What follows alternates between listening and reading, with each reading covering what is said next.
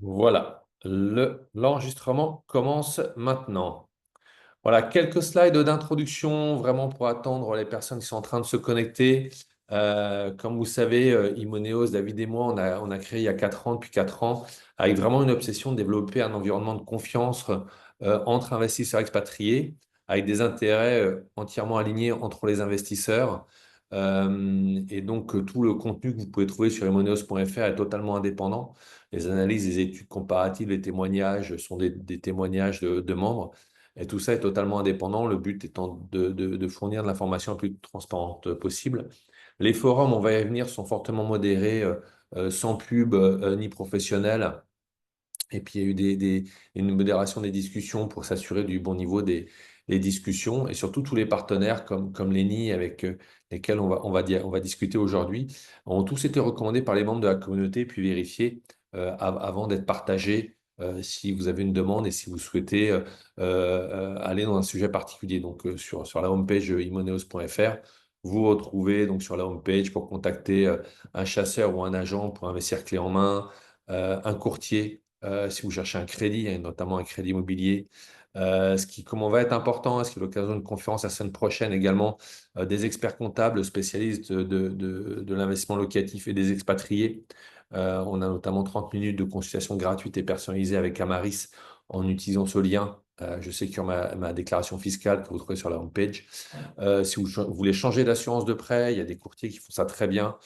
Comme vous savez, vous pouvez changer d'assurance de prêt à tout moment, faire des économies sur votre assurance et ils s'occupent de tout. Voilà, tous ces partenaires, une cinquantaine en tout, encore une fois, ont été recommandés par des membres de la communauté, vérifiés, et on vous partage les contacts pour que vous puissiez explorer avec eux en direct. Bah, s'ils peuvent vous convenir, il est possible que ça ne vous convienne pas, vous irez autre part, c'est tout naturel. On a aussi des questions de temps en temps auxquelles David et moi, on essaie de répondre dans les 48 heures. Voilà. Et donc, ce dont on est très fier à la fin de notre réussite, c'est que on est toujours à 5 sur 5 d'avis Google depuis le lancement d'Imoneos. Je fais un petit focus sur deux sujets avant de laisser la parole à Lenny. Les ventes flash, on nous interroge souvent sur ce que c'est. J'imagine que vous les recevez. Généralement, c'est une fois par semaine. C'est un peu le rythme qu'on s'est donné. Les ventes flash, c'est tout simplement des biens sélectionnés à travers la France avec nos partenaires chasseurs et agents. Elles sont toutes off-market et réservées pendant une certaine période, donc généralement de 48 heures à 72 heures, réservé pour les membres Imoneos afin d'investir clé en main pour faire une offre. Voilà, donc vous investissez clé en main, c'est-à-dire qu'une fois que vous positionnez, vous avez affaire uniquement au chasseur et à l'agent qui vous donnera tous les détails et qui vous permettra d'investir. Voilà, c'est un peu une innovation qu'on a mis en place maintenant il y a 3 ans qui fonctionne très bien. Juste pour vous dire que toutes les offres sont vraiment off-market et qu'il y a une sélection qui est faite en amont pour nous assurer que c'est une opportunité qui correspond à ce qui se fait dans les différentes villes pour investir. Quelques nouvelles de la communauté elle-même. Historiquement, vous savez, la communauté était principalement, voire uniquement sur Facebook, faire Facebook groupe privé, sans pub, sans pro et sans annonce. Ce qu'on a lancé dernièrement pour échanger en particulier sur le sujet des SCPI, de la bourse, donc l'investissement en ETF ou de l'assurance vie. On a également lancé un groupe WhatsApp dédié pour le sujet des SCPI, donc le lien est indiqué au-dessus. On le partagera un peu plus tard dans le chat de la conférence pour que vous puissiez y avoir accès. Voilà. N'hésitez pas d'ailleurs à partager ces liens avec vos amis pour qu'ils puissent rejoindre la communauté. En bas à gauche, donc j'ai indiqué un peu la taille de la communauté actuellement et une statistique qu'on aime échanger quand on a ce type de conférence, c'est qu'aujourd'hui, à peu près 35% des demandes d'inscription sont refusées parce qu'il ne s'agit pas d'expatriés, soit il peut s'agir de trolls, il peut s'agir de professionnels ou des personnes qui ne sont pas expatriées. Comme on a vraiment cette volonté de préserver cette communauté de confiance, on garde ce format et à droite les pays. Et je pense que vous reconnaîtrez les pays d'où vous venez. Voilà. Je voulais aller très vite, je ne prends pas plus de temps. Je tiens tout d'abord à remercier Lenny qui nous a été introduit par des membres Imoneos pour son travail en gestion de patrimoine. Il est expert des expatriés et je le remercie d'avoir préparé aujourd'hui une présentation focalisée sur l'investissement en SCPI. Comme vous le savez, on va faire ça en deux temps. Dans un premier temps, il va aller à travers sa présentation Et derrière, il répondra à vos questions en utilisant le chat. Voilà. Je laisse maintenant la parole à Lenny. Je ferme ma caméra, je ferme mon micro. C'est à toi, Lenny. Merci Rémi, je vais vous partager mon écran. Hop. Est-ce que c'est tout bon? Est-ce que tu le vois? Oui, parfaitement. À toi. Eh ben c'est parfait, on peut démarrer. Merci à tous d'être disponibles pour ce meeting et merci à Imoneos pour cette organisation. On va parler aujourd'hui pendant une petite demi-heure d'investissement en SCPI depuis l'étranger, donc pour vous, les Français qui habitez hors de France, avec un planning qui va être chargé puisqu'on va parler du fonctionnement des SCPI, on va parler des avantages, des inconvénients, on va voir comment ça se sélectionne, comment on les achète et étudier quelques petites astuces que l'on va pouvoir vous partager. Je vous embête une minute pour vous redonner simplement nos coordonnées en vous disant que je fais partie d'un groupe privé de gestion de patrimoine qui existe depuis une quinzaine d'années aujourd'hui avec des bureaux partout en France et à l'étranger. Et l'intérêt pour vous de solliciter notre expertise, c'est que on est entouré d'une équipe qui est pluridisciplinaire. Vous avez à l'intérieur du groupe des notaires, des juristes, des fiscalistes, experts comptables, etc. Donc normalement, si demain vous avez des questions, normalement, on devrait vous apporter un retour relativement rapidement. Rentrons directement dans le vif du sujet sur, dans un premier temps, le fonctionnement des parts de SCPI, puisqu'effectivement, dans le groupe, certains ont déjà acheté des SCPI, d'autres pas encore. Et donc, on va reprendre les fondamentaux sur ce type d'investissement. Quand vous achetez des parts de SCPI, donc Société Civile de Placement Immobilier, vous achetez des parts d'une société qui gère un parc immobilier locatif pour vous. Ce parc immobilier locatif étant composé d'actifs immobiliers répartis en France ou hors de France, principalement en Europe. L'intérêt de cette SCPI, c'est qu'elle gère pour vous l'investissement de A à Z. Donc c'est elle qui achète les actifs immobiliers, c'est elle qui les gère, qui en fait donc la gestion, qui gère les travaux, les aléas, etc. Elle collecte les loyers et ensuite elle vous les redistribue à vous, particuliers investisseurs, de manière mensuelle ou trimestrielle en fonction des SCPI que vous auriez pu choisir. Donc ça, c'est le fonctionnement général au niveau des parts de SCPI. En termes d'avantages et d'inconvénients, puisqu'il faut toujours voir les deux tableaux de ce type d'investissement, ce qui est très important pour vous qui habitez hors de France, c'est que c'est un type d'investissement sur lequel vous avez aucune contrainte. Donc vous n'avez pas toutes les contraintes liées à l'immobilier locatif classique, où quand on achète son appartement, il faut en assurer la gestion ou la déléguer, gérer les aléas, gérer les potentiels travaux, etc., etc., ce qui est souvent source de stress et qui peut prendre du temps. Tous ces sujets-là, dans l'univers des parts de SCPI, vous ne les avez pas puisque c'est la SCPI qui se charge de tout pour vous. Donc, premier point très important pour les Français de l'étranger. Deuxième point qui est très important, c'est celui de l'accessibilité. On a très souvent l'impression que d'investissements, et surtout quand on parle de gestion de patrimoine, que c'est des choses qui sont accessibles uniquement aux personnes fortunées de cette terre. Pas du tout, on va s'en rendre compte. Il y a différentes modalités d'acquisition au niveau des parts de SCPI, mais certaines peuvent s'acheter des quelques dizaines, voire centaines d'euros, ce qui en fait un investissement extrêmement accessible. Troisième point, intéressant dans un univers qui est compliqué, qui est celui que l'on vit aujourd'hui, c'est la partie diversification. Contrairement à l'achat d'un appartement classique, qui est très souvent centré dans une seule et même ville avec un seul et même pays, quand vous achetez vos parts de SCPI, vous avez des bouts d'immeubles qui sont répartis partout en Europe, par exemple. Donc on a une vraie diversification sectorielle qui réduit notre risque. On a également différents types de SCPI qui existent, c'est-à-dire que certaines sont investies sur le domaine du commerce, de l'hôtellerie, de la restauration, du bureau, ou même d'autres qui sont dites diversifiées. Donc, quand on sélectionne ces SCPI intelligemment, on a une bonne diversification géographique, on a une bonne diversification sectorielle et on réduit le risque locatif du fait qu'on a plusieurs locataires différents. Quatrième point, non des moindres quand on est français de l'étranger, la partie fiscalité, que je ne détaille pas à l'instant T puisqu'on va redescendre sur ce sujet juste après. Mais pour vous spécifier que quand on achète correctement ses parts de SCPI, on peut se débrouiller pour réduire la fiscalité que vous payez sur vos revenus immobiliers locatifs, ce qui est un point qui est très intéressant puisque si on a des revenus qui sont déjà nets de charges, et qu'en plus on optimise la fiscalité des revenus locatifs que l'on génère, on arrive à avoir des rendements nets de tout, de charges et de fiscalité qui sont très bons. Et finalement, c'est ça qui nous intéresse, puisque avoir un beau rendement brut, c'est très bien. Mais ce qui est plutôt pertinent, c'est de regarder ce qui nous reste à la fin dans la poche. Dernier point, les SCPI, et on le verra avec la slide juste après, constitue un type d'investissement qui génère des revenus qui sont extrêmement stables. On le verra, même au travers de certaines crises, les revenus qui sont distribués à vous, particuliers investisseurs, sont très stables. C'est corroboré également par l'échelle de risque que nous donne l'AMF. L'AMF, qui est l'autorité des marchés financiers, vous donne une grille d'échelle de risque qui va de 1 à 7, 7 étant un investissement qui est très risqué, là où les SCPI sont entre 3 et 4, ce qui en fait un investissement plutôt équilibré en termes de risque. Ça constitue principalement les premiers avantages au niveau de la SCPI. Il faut voir également quels sont l'autre côté de la facette de cet investissement.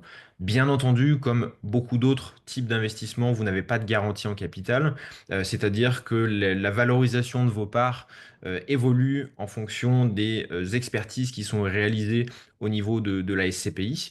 Donc, premier point. Second point, qui est souvent une interrogation que soulèvent beaucoup d'investisseurs, qui est de dire, OK, j'achète mes parts de SCPI, mais quid de la liquidité? Comment je les revends? Alors, revendre ces parts de SCPI, c'est pas très compliqué. En moyenne, ça prend entre 1 et 2 mois quand on analyse le gros des SCPI aujourd'hui. Quelquefois, ça peut être plus rapide, quelquefois, ça peut être un peu plus long. En moyenne, il faut retenir entre 1 et 2 mois, ce qui reste beaucoup plus liquide que quand vous cherchez à vendre votre appartement classique. Le faire en dessous de plusieurs mois, c'est très compliqué. Bien sûr, un peu moins liquide que si vous aviez l'argent sur votre compte courant ou sur un livret lambda. Troisième sujet au niveau des inconvénients, la partie frais. Vous avez, quand vous investissez sur l'univers SCPI, des frais d'entrée qui sont de l'ordre de plus ou moins 10%. Et ça concerne quasiment le gros des SCPI. 95% des SCPI pratiquent des frais de souscription. Et vous avez depuis quelques années certaines SCPI, donc plus récentes, qui ne pratiquent pas de frais de souscription. Alors il faut faire attention à cet aspect un peu marketing parce que elles ne pratiquent pas de frais de souscription si vous restez chez elles quelques années, très souvent au moins 3, 4, 5 ans. Et quelquefois, les frais de gestion qu'elles prélèvent chaque année sont supérieurs aux SCPI qui pratiquent des frais d'entrée.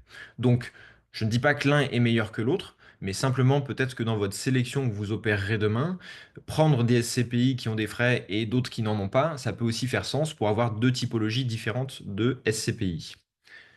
Quatrième point, qui est le pendant finalement de l'avantage précédent, la fiscalité. Si vous sélectionnez mal vos SCPI, ce qui est vraiment le nerf de la guerre, la fiscalité peut être vraiment confiscatoire et on peut avoir une bonne partie de votre bénéfice annuel qui est et qui part en fiscalité, ce qui réduit le rendement net de l'investissement. Bien entendu, on vous aidera pour faire en sorte que ça ne vous arrive pas.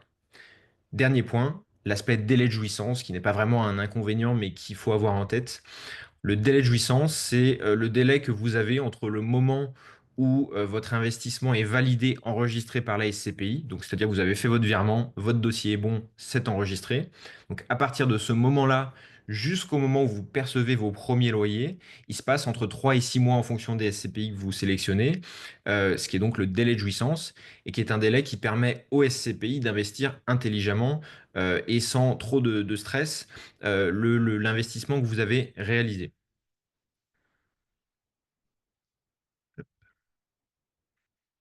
Petit retour sur l'année 2024 et quelques perspectives sur l'année 2025. C'est toujours intéressant de faire un petit historique sur ce qui s'est passé sur les années précédentes et de voir à quel point on peut anticiper certaines choses sur la suite. On vous a mis ici un premier tableau qui vous fait le détail des 10 premières SCPI en termes de rentabilité sur l'année 2024. Alors vous trouverez ce tableau pas forcément sur Internet, puisqu'il est un petit peu différent. On l'a retraité parce que vous avez certaines jeunes SCPI qui, quelquefois, ont été créées très récemment et qui ont fait des rendements que sur 2, 3, 4, 5 mois de l'année 2024 et qui ont ensuite fait un prorata sur toute l'année 2025, toute l'année 2024, pardon, en estimant que ça pourrait être le rendement qu'elles auraient donné sur toute l'année entière. Sauf que ça, elles n'ont pas du tout le droit de le faire, c'est interdit par l'AMF et rien ne dit que les 3 premiers mois de rendement qui ont été réalisés auraient été les mêmes sur toute l'année en cours. Donc le tableau que vous voyez ici est retraité par rapport à ce sujet-là. Les premières choses que vous allez constater, c'est que vous en avez certaines des SCPI qui ont très bien fonctionné, dont une qui est Comet qui a délivré un rendement supérieur à 10%. Alors je ne pense pas, pour être honnête avec vous, qu'il faut se dire que c'est un rendement qui va rester le même sur toutes les années qui vont suivre, mais pour autant, ça donne un certain intérêt sur la partie dynamisme de la SCPI, ce qui est toujours intéressant à regarder. Les autres critères que vous voyez avec ce tableau, c'est que, un, les 10 premières SCPI sur les 218 qui existent aujourd'hui sont quasiment toutes des SCPI qui sont relativement récentes. Ce sont également toutes des SCPI qui sont dites diversifiées à 80% aujourd'hui. Très peu de SCPI qui sont très centralisées sur un seul et même sujet. Et dans la majeure partie du temps, ce sont des SCPI plutôt investis en Europe. Donc là, déjà, on a des premiers sujets qui nous permettent de voir dans quelle orientation on peut aller demain quand on veut sélectionner ces parts de SCPI. Le sujet, bien sûr, rendement est un indicateur, mais il ne fait vraiment pas toute la sélection. La partie diversification et la partie Europe feront partie des thématiques intéressantes à avoir en tête. Le graphique en bas à gauche est également quelque chose qui est intéressant pour vous, puisqu'il vous retrace deux principales choses. Un, le rendement, le loyer qui a été versé aux détenteurs de parts de SCPI depuis 2007. Alors on aurait pu remonter plus tard, mais après, ça vous fait des graphiques qui sont compliqués à lire. Ce qui est intéressant à voir, donc c'est la courbe qui est en foncé. Ce qui est intéressant de voir, c'est que le rendement est extrêmement stable. Et même quand on passe au travers de certaines crises, comme c'est le cas avec 2007-2008, ou même les 2 dernières années qui n'ont pas été extraordinaires, le rendement, donc les loyers que vous percevez sur votre compte courant, sont extrêmement stables. La deuxième courbe, qui est plus claire, en revanche, parle de la variation, de la valorisation des parts de SCPI. Puisque comme quand vous détenez votre actif immobilier classique, il peut prendre de la valeur ou il peut en perdre, sur les SCPI, c'est exactement la même chose. On voit notamment l'année 2008, qui est quand même un point noir sur l'investissement immobilier et sur beaucoup d'autres types de placements. Euh, Au sujet des SCPI, la baisse moyenne de la valorisation des parts de SCPI, c'est moins de 6%. Donc, le rôle de diversification des SCPI a pleinement joué son rôle pendant cette période de crise, ce qui est un indicateur intéressant. Plus récemment, 2023-2024 sont 2 années consécutives de baisse sur la valorisation des parts de SCPI. C'est très bien parce que très honnêtement, les parts de SCPI étaient quand même relativement hautes en termes de valorisation. Et c'est encore mieux pour ceux qui veulent rentrer sur le marché en 2025, puisque là, vous essuyez 2 années de baisse consécutive sur ces valorisations-là.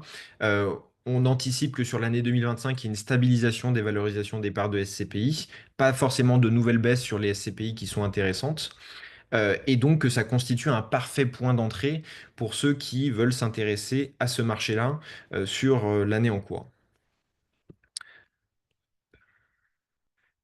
Maintenant qu'on a vu comment fonctionnent les SCPI, on peut voir comment on va les sélectionner, ce qui est clairement le nerf de la guerre avec le sujet de la fiscalité qu'on va voir juste après. Vous avez différentes méthodes pour le faire. Alors bien entendu, vous n'êtes pas seul et on vous aiguille dans cet univers-là, puisqu'il existe 218 SCPI et toutes ne sont pas pertinentes. Vous avez bien entendu des premiers indicateurs qui sont basiques. Regardez comment est constitué notre SCPI. Vous avez accès absolument à tout, hein. Ce sont des véhicules qui sont très transparents, comment dire, encadrés par l'autorité des marchés financiers. Vous savez qui sont vos locataires, vous savez combien ils payent de loyer, où sont les immeubles, sur combien de temps le locataire a signé son bail locatif. Vous avez vraiment accès absolument à tout. Dans les indicateurs basiques, vous pouvez bien sûr regarder le secteur d'investissement de votre SCPI. Notre conseil est plutôt d'aller sur des SCPI dites diversifiées, donc qui ne font pas qu'un seul et même type d'investissement, que de la logistique, que du commerce, que du bureau, que de la restauration, mais plusieurs types d'investissements en même temps, et des SCPI qui seront majoritairement hors de France, principalement pour la thématique de fiscalité qu'on verra après. Bien sûr, vous pouvez regarder la date de création de la SCPI, pas trop jeune, pas trop vieille. La taille de cette SCPI, pareil, pas trop petite, pas trop grosse. Le taux de rendement, même si l'historique de rendement ne donne pas forcément énormément d'indications sur la suite, c'est quand même une notion importante à avoir en tête. Donc vous avez une série d'indicateurs basiques qui se regardent, et puis vous avez ensuite des indicateurs un peu plus avancés que nous, on regarde volontiers avec vous, mais si on devait en retenir qu'un seul, ce serait très honnêtement celui de la valeur de reconstitution. Quand vous achetez vos parts de SCPI, encore une fois, c'est un investissement qui est très transparent, qui est comment dire, audité chaque année par des experts indépendants qui viennent vous dire quelle est la valorisation de chaque immeuble qui est détenu pour ensuite en sortir une valeur de part. Alors, on avait un audit qui était fait chaque année jusqu'en 2025. Maintenant, cet audit sera fait 2 fois par an, ce qui est intéressant parce qu'on aura plus de visibilité sur l'évolution de la valorisation des parts de SCPI. Et si on revient à notre sujet de la valeur de reconstitution, quand vous achetez vos parts de SCPI, vous avez la possibilité de savoir avant de les acheter si le prix de la part que vous allez payer est surcoté ou sous-coté par rapport à la valeur du parc immobilier qui est détenu. Donc ça, c'est déjà un premier point qui vous permet d'éviter de partir dans le mauvais sens en achetant déjà une part de SCPI qui vaut plus cher que ce que vaut réellement le parc immobilier qui est détenu. Bien entendu, beaucoup d'autres indicateurs existent et on vous aidera pour préciser tout ça. Donc, indicateurs basiques, indicateurs un peu plus avancés, et puis pour ceux que ça intéresse, des indicateurs extra-financiers avec beaucoup et de plus en plus de SCPI qui s'intéressent aux sujets environnementaux et qui font certains types d'investissements en quelquefois réalisant beaucoup de travaux pour rendre l'actif immobilier qui est acheté aux dernières comment dire, normes d'isolation thermique, phonique et autres pour avoir un actif qui est beaucoup plus facilement louable quelquefois avec des niveaux de loyer qui sont plus élevés que si l'actif n'était pas bien noté.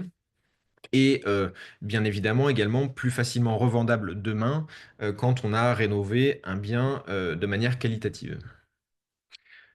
Maintenant qu'on a vu comment se sélectionnent les parts de SCPI, voyons comment ça s'achète. Je sais que beaucoup d'entre vous s'intéressent à la thématique de l'effet de levier et souhaiteraient faire des investissements à crédit. C'est tout à fait possible.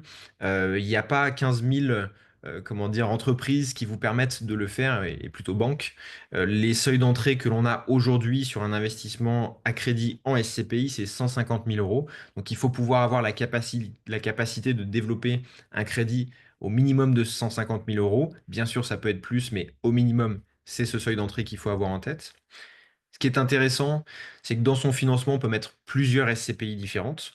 Donc, comme quand vous achetez un appartement qui peut être dans un immeuble, si demain vous en achetez un, vous avez plusieurs appartements à l'intérieur, eh bien là, vous pourrez faire la même chose avec vos parts de SCPI. Au lieu de tout mettre sur une seule et même société, vous pourriez avoir plusieurs SCPI différentes, ce qui vient encore une fois amplifier la diversification et réduire votre risque. Côté taux, pas de choses mirobolantes à date. 4,30%, c'est le taux que on constatait à fin février 2025, donc pas énormément de changements en ce début mars. Ce qu'il faut aussi savoir, c'est que les taux de crédit en SCPI ont toujours historiquement été plus élevés que pour du résidentiel classique, puisque quand vous achetez des parts de SCPI, c'est de l'immobilier qui est professionnel, qui coûte toujours un peu plus cher à se faire financer. Ce qui est intéressant également, c'est que vous pouvez inclure dans votre financement un différé de remboursement. Donc, vous commencez à rembourser votre crédit que une fois que vous avez vos premiers loyers, donc après avoir purgé le fameux délai de jouissance que l'on évoquait tout à l'heure. Les durées de financement jusqu'à 15 ans maximum.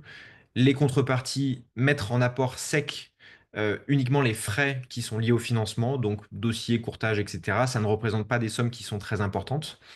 Donc pas d'apport sec dur très lourd. Et par contre, les banques vous demandent de plus en plus de jouer le jeu en plaçant de l'argent chez elles, qui très souvent est placé sur des contrats d'assurance vie ou un compte titre.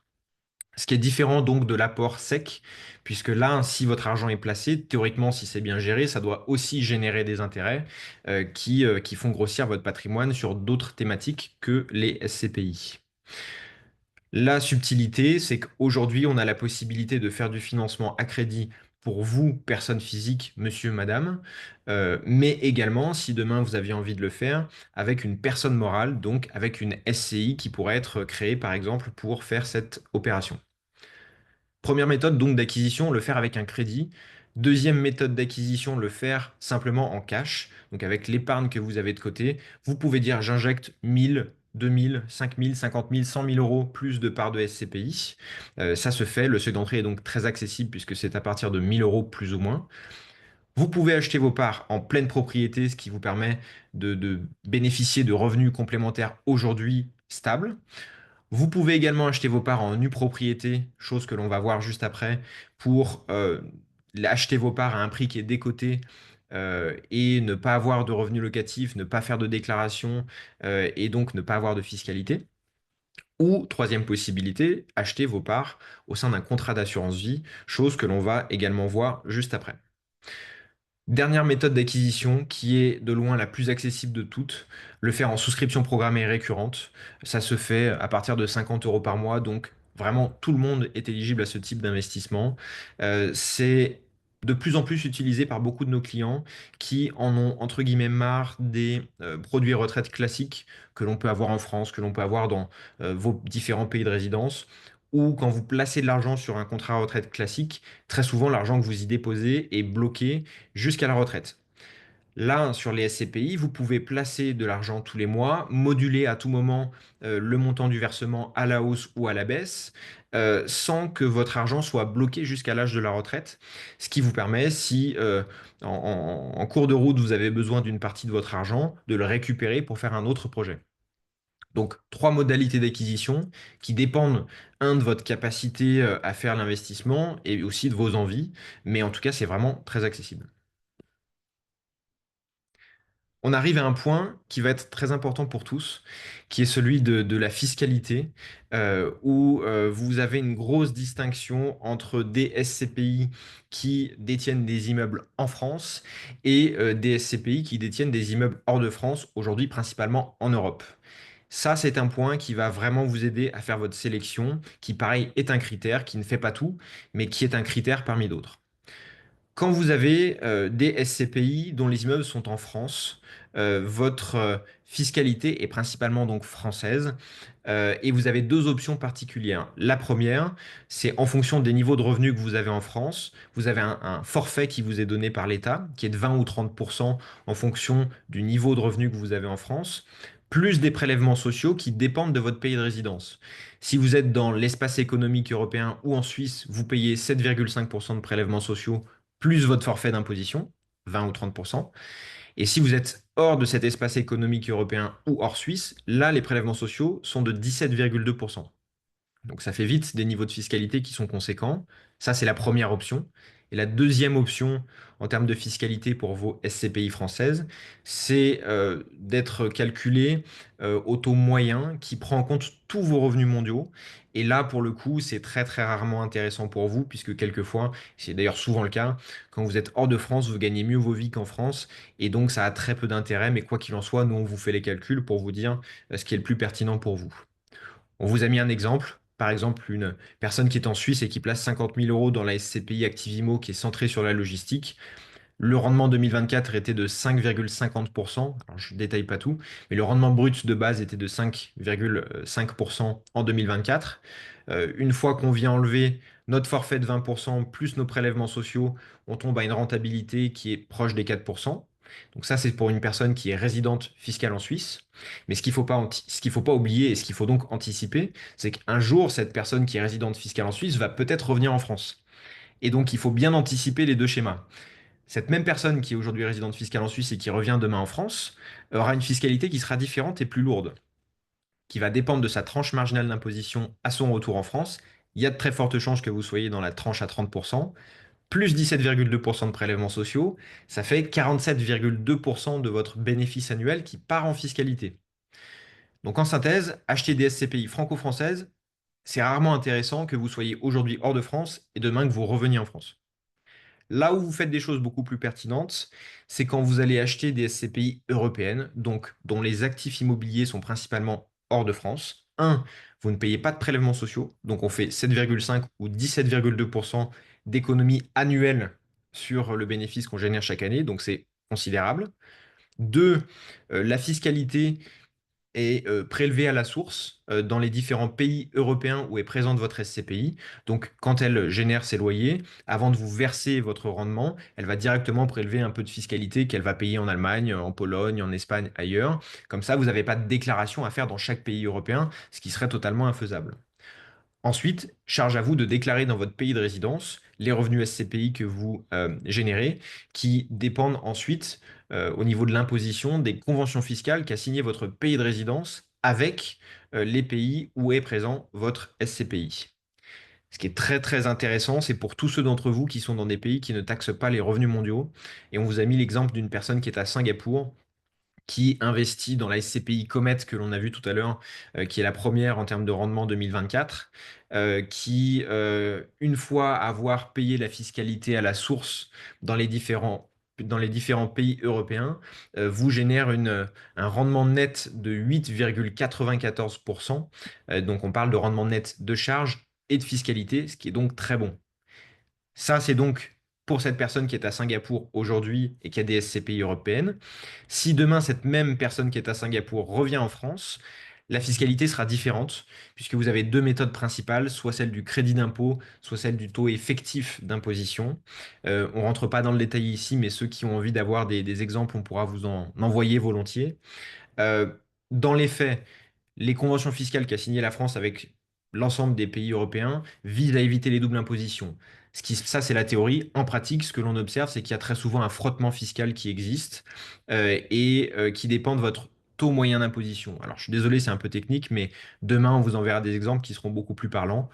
Dans le cas concret aujourd'hui, on a un frottement fiscal en France qui serait autour des plus ou moins 10%, ce qui donne un rendement net de charges et de fiscalité, même après un retour en France, qui reste plutôt bon, pas très loin des 8%. Il nous reste un peu de temps, je crois, Rémi, pour aborder quelques petites astuces pour ceux qui ont envie d'acheter les parts de SCPI de manière un peu différente. Vous pouvez le faire avec une société, ce que l'on évoquait tout à l'heure. Donc, acheter vos parts de SCPI avec une SCI qui serait à l'impôt sur les sociétés. Et là, ça présente de nombreux avantages que vous soyez aujourd'hui expatrié non résident ou demain de retour en France. Un, acheter de l'immobilier en société, c'est très très très utilisé pour ceux qui veulent anticiper la partie transmission, puisque quand un notaire va déterminer la valorisation d'une société, il le fait actif moins passif. Donc à l'actif, si vous avez 300 000 euros de part de SCPI et qu'au passif, vous avez 300 000 euros de crédit, pour le notaire, la valeur nette comptable de la société est dite nulle, et c'est sur cette base nulle qu'il va calculer les éventuels droits de donation, qui seront, dans la majeure partie du temps, réduits à zéro. Les seules choses que vous auriez à payer dans cet exemple-là seraient uniquement les frais d'acte. Donc, pour ceux qui veulent anticiper la transmission, vrai sujet. Ensuite, autre sujet important, la partie toujours fiscalité. Zéro fiscalité sur les revenus de SCPI européennes. Donc, pareil, on arrive à faire des rendements nets de charges et de fiscalité qui sont très bons. Et en plus de ça, on peut aujourd'hui, avec l'offre que l'on évoquait tout à l'heure, financer l'acquisition de ces parts de SCPI avec un crédit. Côté inconvénient, puisque bien entendu, il y en a toujours, quand on crée une société, c'est tout bête, mais il faut être deux pour pouvoir faire société, donc il faut trouver un associé. Alors ça peut être votre conjoint, la personne, une personne de votre famille ou autre, mais il faut être deux. Créer une société, ça a un coût, la gérer également, donc il faut l'intégrer dans tous nos fichiers de simulation. Et puis le point important également, c'est que quand vous avez de l'immobilier, que ce soit SCPI ou autre, avec une SCI, l'argent que vous générez chaque année reste théoriquement dans la société et vous le versez à vous, à personne physique ensuite, théoriquement est assimilé à un versement de dividendes qui est soumis en France à la flat tax de 30%. Ça, on ne le paiera qu'après avoir remboursé votre compte courant d'associé. Et la notion de compte courant d'associé est très simple.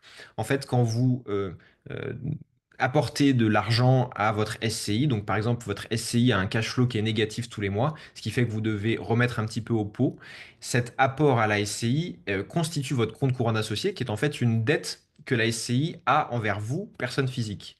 Et ce n'est que après avoir remboursé votre compte courant d'associé que là, on commence à payer la flat tax sur ce que l'on décide de ressortir de notre société.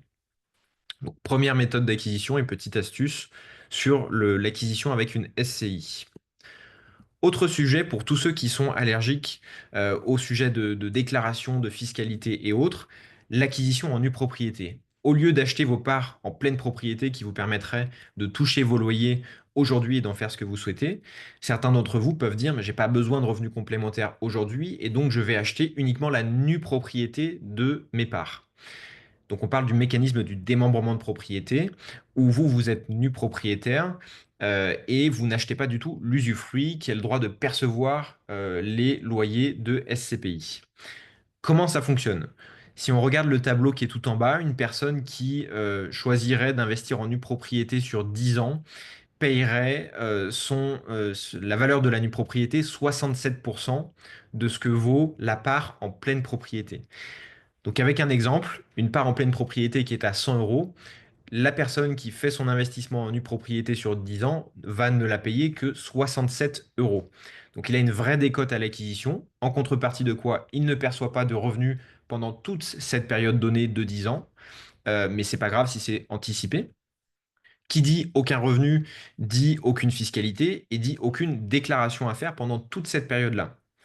À la fin des 10 ans, on retrouve la pleine propriété de nos parts, plus la potentielle revalorisation entre-temps. Et là, on commence à percevoir nos revenus complémentaires. Ou alors, on peut tout à fait revendre nos parts si on a envie de faire un autre projet. J'attire votre attention pour vous dire que sur ce sujet-là, l'acquisition en nue propriété, il faut faire attention sur la partie revente, puisque revendre ses parts quand on est toujours dans la période de démembrement, c'est très compliqué, voire impossible. Donc si vous le faites, il faut que ce soit avec une partie de l'épargne que vous avez, dont vous n'aurez pas besoin sur toute la période de démembrement que vous aurez pu sélectionner. Dernière astuce, le faire acheter ses parts de SCPI au sein d'un contrat d'assurance vie. Là, les avantages sont les suivants. Un, vous avez un assureur qui vous garantit que si demain vous voulez revendre vos parts, normalement la revente est garantie par cet assureur et donc plus rapide. Tant que vous ne faites pas de rachat sur votre contrat d'assurance vie, vous n'avez pas de fiscalité particulière.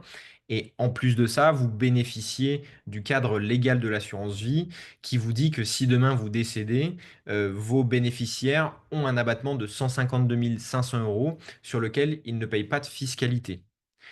Dernier avantage, très souvent, les frais de souscription que l'on évoquait en introduction sont souvent un peu réduits quand on achète ses parts de SCPI au sein d'un contrat d'assurance vie. Le principal inconvénient de cette solution, c'est que vous avez très peu de SCPI qui sont éligibles. Quand on regarde les différentes compagnies d'assurance et les contrats d'assurance vie qui sont proposés, en moyenne, vous avez 10, 15, voire 20 SCPI maximum qui sont proposés. Très souvent des SCPI franco-françaises qui ne sont pas forcément toujours les mieux recommandées. Donc c'est un vrai frein.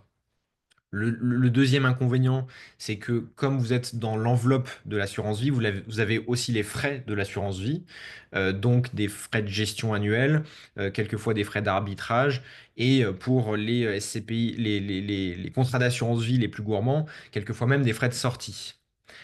Enfin, dernier point, bien sûr, quand on investit au sein d'un contrat d'assurance vie, on ne peut pas bénéficier de l'effet de levier du crédit, à moins que vous débloquiez un crédit lombard, ce qui nécessite de débloquer et de déposer beaucoup d'argent sur un contrat d'assurance vie. Avant-dernière slide, et puis après, je crois qu'on n'est pas trop mal en termes de timing, pour vous refaire une synthèse que vous pourrez regarder tranquillement chez vous sur un comparatif des SCPI versus d'autres formes d'investissement, qu'ils soient financiers ou immobiliers. Je pense honnêtement qu'il n'y a pas de meilleur type de placement qu'un autre, ça dépend vraiment de votre situation personnelle. Euh, il y a à chaque fois des avantages, des inconvénients, notamment le ticket d'entrée. Quand on a vu tout à l'heure, des SCPI, un ETF, c'est extrêmement accessible, là où tout de suite faire par exemple de l'investissement immobilier locatif classique l'est beaucoup moins, puisque trouver des appartements à moins de 70-80 000 euros, c'est quand même très compliqué. Donc bien sûr, le sujet du ticket d'entrée est un premier volet qui vous permet de trier les formes d'investissement intéressantes. Puis ensuite, vous avez le volet risque, le volet liquidité. Encore une fois, vendre ses parts de SCPI plus rapide que vendre un actif immobilier, moins rapide quelquefois que vendre un ETF. Et puis après, vous avez d'autres critères que vous pourrez regarder tranquillement chez vous. Encore une fois, pas de meilleur investissement. Idéalement, il faudrait avoir un petit peu de tout pour diversifier, sans forcément diversifier à outrance, puisqu'après, on ne sait plus exactement où on est. Et faire le suivi est relativement compliqué. Dernière slide pour vous expliquer en quoi on peut vous être utile. Chez Via, bien sûr, on vous aide à faire plusieurs choses. Un, définir la stratégie globale. Ce qui est très important de souligner, c'est que ce que fait votre ami, collègue, famille ou autre, pour lui, c'est très bien, mais peut-être que c'est pas forcément adapté pour vous. Donc nous, on vous aide à définir la stratégie globale en fonction de vos profils et de votre objectif. Bien entendu, on ne parle pas que de SCPI, on a une vue globale sur le patrimoine que vous avez. Peut-être que la recommandation finale sera de faire des SCPI, mais peut-être que pas du tout, et que d'autres sujets pourront être pertinents. On sait traiter la thématique de l'épargne, de placement financier, de placement alternatif comme du vin, de l'art, du crowdfunding, du private equity. On parle de transmission, de société, de retraite, etc., etc. Donc c'est plutôt large. Définir la stratégie, c'est très bien.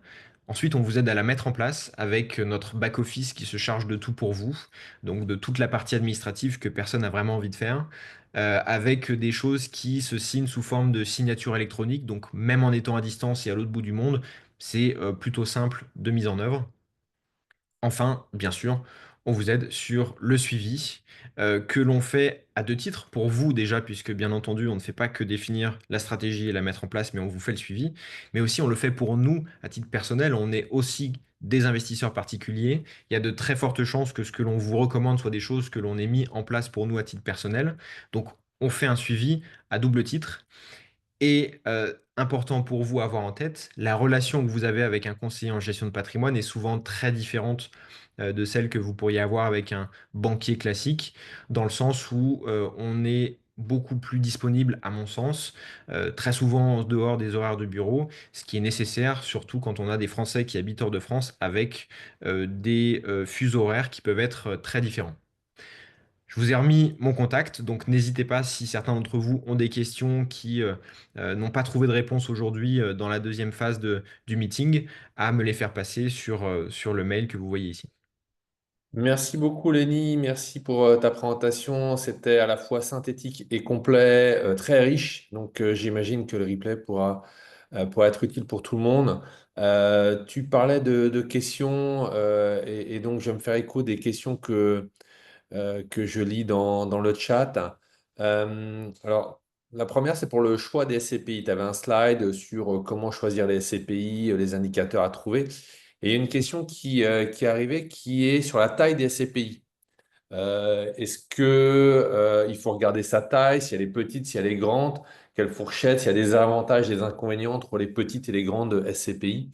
Est-ce que tu peux et peut-être clarifier un peu ce point-là? C'est une bonne question, effectivement, ça fait partie des critères qui sont pas des critères qui sont vraiment 100% décisifs, mais qui rentrent dans la sélection que l'on peut opérer. Moi, j'ai un peu peur des très très grosses SCPI en lourde valorisation. Je pense par exemple à des SCPI comme du Primovi, qui est la plus grosse SCPI en termes de capitalisation boursière. Et j'ai l'impression que quand elles deviennent des trop gros mastodontes, elles sont beaucoup moins flexibles. Et j'aurais tendance du coup à ne pas aller sur des SCPI avec une valorisation qui est trop trop importante. Mais c'est le même sujet sur les SCPI qui sont trop petites, sur lesquelles on a souvent très peu d'antériorité. Après, tout dépend de notre profil de risque, puisque quelquefois, les SCPI qui sont petites sont très souvent des SCPI récentes, donc ce qui est assez logique. Et donc, si on a un profil un peu plus agressif, on peut jouer la carte de la SCPI un peu plus jeune en se disant, bon, bah, théoriquement, si j'arrive au bon moment et assez tôt, je peux avoir des rendements un peu plus supérieurs sur les années qui viennent. D'accord. Merci pour cette réponse. Il y a quelques questions autour de la nue propriété Mhm. que je vais essayer de synthétiser ici. Notamment une question, alors je ne suis pas sûr de tout comprendre, mais avec l'achat en nue propriété, est-ce que les intérêts d'emprunt peuvent être déduits des revenus locatifs provenant d'autres SCPI achetés par ailleurs? Est-ce que, Alors, par exemple, une personne qui aurait, comment dire, qui aurait fait de l'immobilier locatif en parallèle et qui aurait des intérêts d'emprunt, ou une personne qui achète. ou à acheter des SCPI par ailleurs également, qui a déjà un portefeuille de SCPI par ailleurs et qui achèterait des nouvelles SCPI en nue propriété Ouais. en faisant un emprunt et donc créerait un déficit sur ces nouvelles SCPI. Ouais. Ouais, bien sûr, c'est largement faisable. Acheter, alors, il faut trouver comment dire, l'organisme de financement qui le fait, mais je sais que ça se fait.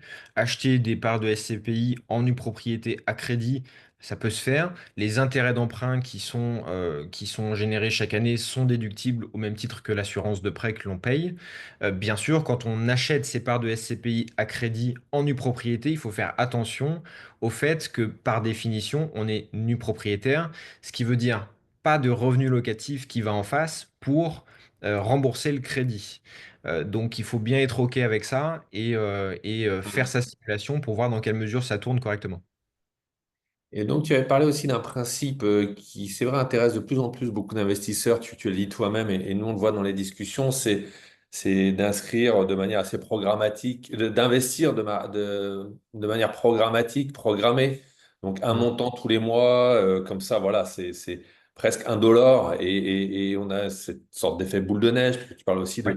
de réinvestir après, comment dire, automatiquement. Est-ce que ça peut Ouais. fonctionner aussi avec la nue propriété? Est-ce que c'est pratique? Est-ce que c'est possible? Est-ce que voilà, quel Oui, est oui, ton point oui. de vue là-dessus? C'est effectivement un vrai sujet et qui se développe de plus en plus, cette thématique de l'acquisition en programmé mensuel, parce que vraiment, ça devient accessible à tout le monde. Et puis, c'est très flexible. Encore une fois, vous pouvez le mettre en place aujourd'hui, l'arrêter demain et revenir après-demain, et avec des montants qui sont différents en fonction de l'évolution de votre trésorerie. Donc, pour piloter l'investissement, c'est vraiment compliqué de faire bien mieux que ça. Ça peut se faire effectivement avec une souscription mensuelle récurrente avec des SCPI en nue propriété. Ce qu'il faut savoir, c'est que la liste est relativement réduite. Il y a très très peu de SCPI qui permettent de le faire. Certaines l'acceptent, mais très peu. Quand on regarde par exemple les trois modalités d'acquisition qu'on a sous les yeux, l'achat à crédit, vous avez déjà les banques qui vous font un pré-filtre en vous disant, OK, sur les 218 SCPI qui existent, il y en a, j'en finance 20, 30, 40 maximum, donc ça fait un pré-filtre. Sur l'achat en cash, là, vous n'avez pas de filtre particulier puisque quasiment toutes les SCPI sont éligibles. Et par contre, sur la partie souscription programmée, la liste est beaucoup plus réduite, puisque toutes les SCPI ne permettent pas de le faire, et toutes les SCPI ne permettent pas de réinvestir automatiquement les dividendes. Par contre, quand elles le permettent, ça permet de faire des choses qui sont très intéressantes sur longue période, avec ce sujet des intérêts composés, où on réinvestit automatiquement les loyers dont on n'a pas besoin aujourd'hui, ce qui permet d'avoir des capitaux et un patrimoine à terme qui peut vite être significatif. D'accord, d'accord. Autre question, et je vais essayer de les grouper parce que donc tu parlais de l'achat à crédit, qui ben là c'est là, et notamment l'achat à crédit cumulé à la partie SCI. Oui. Euh, donc, la première question était, est-ce qu'il faut également un placement de 30% ou est-ce que, encore une fois, les conditions aujourd'hui seraient un peu différentes? Et l'autre question qui vient d'arriver, c'est est-ce que toi-même ou via, justement, vous offrez des services de courtage pour trouver les prêts associés, les crédits, pardon, liés au SCPI? Oui, exactement. Alors le sujet du financement est clairement le nerf de la guerre avec celui de la fiscalité pour vous qui habitez hors de France. Il n'y a pas énormément d'offres sur la partie à crédit. Celle que vous voyez là à l'instant T sur la partie gauche de la slide est valable que vous achetiez en direct ou que vous achetiez au sein d'une SCI. Les conditions à date ne sont pas différentes, que ce soit en termes de conditions de financement, de contrepartie, etc. Donc, similaire, que ce soit achat en direct ou en SCI. Et ensuite, bien entendu, en interne, on vous aide pour trouver du financement. Alors, on a deux volets. En interne, on a toutes les capacités pour être courtier et les accréditations qui vont avec. Donc, on regarde déjà le volet en interne. Et puis, quelquefois, on fait appel à des courtiers externes qui sont spécialisés sur les Français non résidents. Mais pour le coup, vous, ça a un vrai atout dans le sens où un courtier n'est payé que si vous travaillez avec lui, ce qui fait que la recherche de financement ne vous coûte rien. D'accord. Là, je vais sauter sur une autre question qui avait été posée lors des inscriptions et je trouve que ce serait intéressant d'y revenir. Tu as évoqué, et c'est des discussions qu'il y a dans le groupe, notamment WhatsApp, que j'évoquais en introduction, l'investissement en assurance vie. Alors, l'assurance vie, ce qu'on a compris au sein de la communauté des investisseurs Imonéo, c'est que ça a beaucoup évolué. L'assurance vie, on va dire qu'il y avait des assurances vie il y a 20 ans proposées par sa banque Oui, oui, oui. pour lequel beaucoup de personnes ont une image pas terrible, ou voir les médias qui confondent assurance vie et investissement en marché monétaire euro. Et dit, voilà, Mhm. c'est ça, voilà. Donc, il y a beaucoup de confusion. Et là, tu as cette approche, investir en SCPI, en assurance vie, mais tu as fait part quand même d'un certain nombre d'inconvénients. Donc, est-ce que tu pourrais reprendre un peu ce sujet et peut-être éclairer sur dans quelles circonstances ou toi récemment tu as pu recommander potentiellement à des investisseurs de choisir d'investir en SCPI en assurance vie, ça correspondrait à quel type de profil un peu?